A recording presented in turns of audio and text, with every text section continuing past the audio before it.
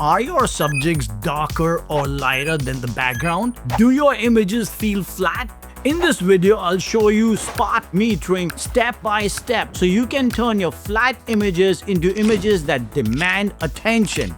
Before we dive into how to use spot metering to create amazing images, let's first understand what is spot metering. Then I'll show you how to set it up in your camera and finally take you step by step on how I use it in the field to get what I call an unfair advantage: complete control over lighting, tone, and emotion. Section 1. What is spot metering?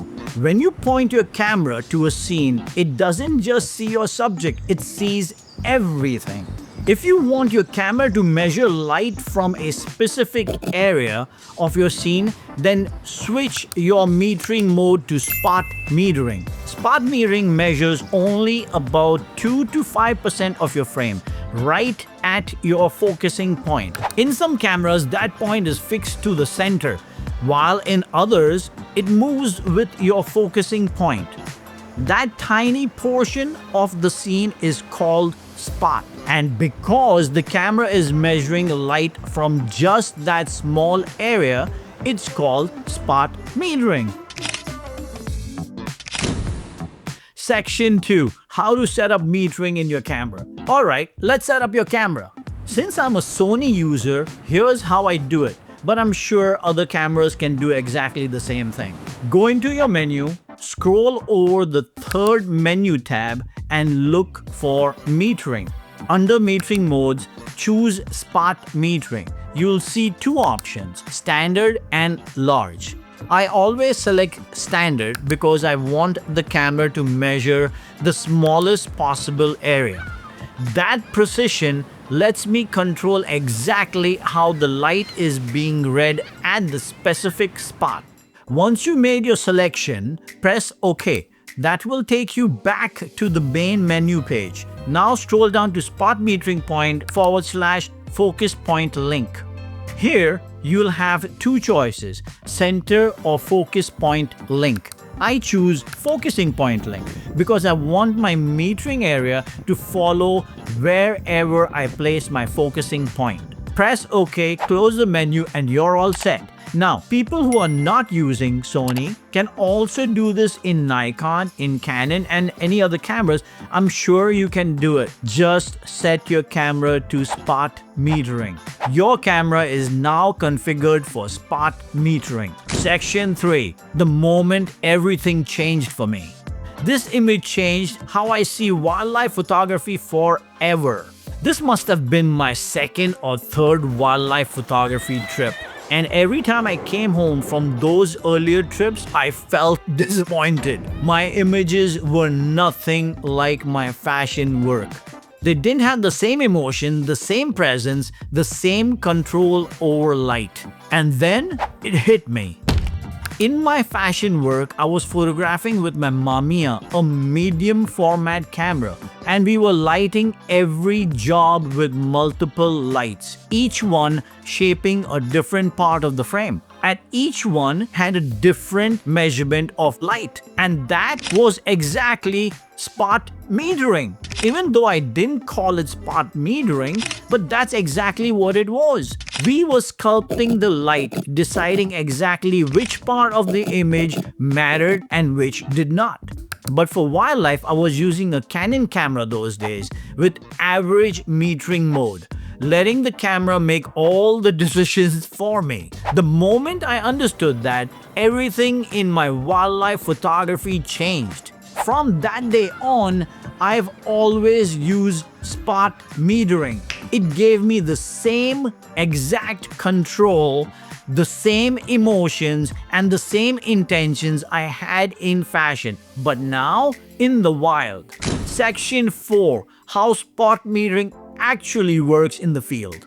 Let's measure the light reflecting back to the camera in this image. Look at the scene. The background is dark and the subject is the brightest part of the frame. It's the same in fashion. Look at this image. The subject is the brightest element there too. And this is exactly how spot metering works. Now let's break it down. I asked myself a simple question. Where do I want my audience's subconscious mind to go first? Yes, I said subconscious mind. I decided I wanted their subconscious to land on the horses immediately, which meant the horses needed to be the brightest or the darkest thing in the frame. On the grayscale, white sits about 1.5 stops brighter than mid-gray. So all I had to do was move around and find a location where the background was darker than my subject. In this case, the background was dark green trees. They were about 2.5 stops darker than mid-gray since they were also in the shade. When the horses walked in, I spot metered the horses, opened my exposure by 1.5 stop and hit the shutter. I knew with full confidence the horses would stay the brightest element because the background was already darker. The trees were 2.5 stops darker than mid-gray, which means when I opened up by 1.5 stops for my horses, the white horses became white and the trees became 1 stop darker than mid-gray. They became slightly brighter than what they were, but they retained all their details. They were 2.5 stops darker than my horses. I achieved exactly what I wanted. My audience subconscious goes straight to the horses. And in fashion, it's the same exact thing. My subject's face was 3/4 of a stop brighter than the rest of the set. I built my background around mid-gray, then lit the face to sit brighter than everything else. The result? The same emotional control in fashion and in wildlife. Spot metering tells you exactly where your subject sits compared to the rest of the frame. And once you know that, and compare it to the grayscale, you can decide whether they become the brightest or the darkest simply by measuring the light in the rest of the scene and moving around to find the correct background and foreground. In the next section, I'll show you exactly how I use my camera settings to measure light with spot metering for wildlife photography in real field situations. Section 5. How I measure light with spot metering in the field. First, I determine where my subject sits on the gray chart. Then, I decide whether I want my subject to be the darkest or the lightest part of the frame. In this case, my subject is 1 to 1.5 stops brighter than the grayscale. Once I'm on location, I measure my foreground and my background first by pointing my spot meter at them. Look at the viewfinder at the bottom of the frame. It shows you the plus and the minus sign. In this case, they were 2 to 2.5 stops brighter. I wanted my white horses to be the darkest. Knowing that my horses were 1 to 1.5 stops brighter than mid-gray, my foreground and my background were 2 to 2.5 stops brighter than my mid-gray, I chose to use the water as my background. So I photographed them from a higher angle, letting the water become the background, which was 2.5 stops brighter than my mid-gray. When the horses came into the frame, I pointed the meter at the horses, changed my exposure so they read 1.5 stops plus. That means my subject is darker by half or 1 stop compared to my background. And that is exactly what I wanted. Let's break down another image and see how you can use spot metering by measuring the foreground and the background and later on the subject itself. Okay, so in this photograph of the Arctic fox, I wanted my Arctic fox to be the darkest. The challenge was I was photographing in the Arctic, which means everything is white and bright. Everything is competing for attention. Attention according to your spot metering. My fox was falling 1.5 to 2 stops brighter than the mid-gray.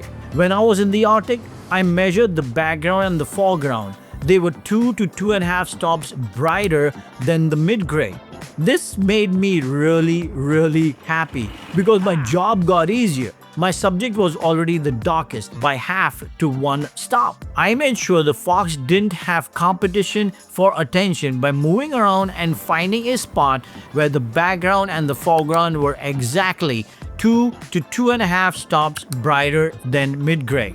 Once the fox landed in the frame, I spot metered it and changed my exposure to open 1.5 stop. That means my subject became the darkest. Yes, the background also became darker than what it should have, but it still retained all the details. I achieved exactly what I wanted. Now my audience's eye, their subconscious mind, goes directly to the fox. Now that you have learned how to use spot metering in the field, go out there, use it to draw attention straight to your subject. But wait, how are you doing with composition? Go watch this video and I'll show you there how to make composition easy. I'll speak to you guys later. Thank you.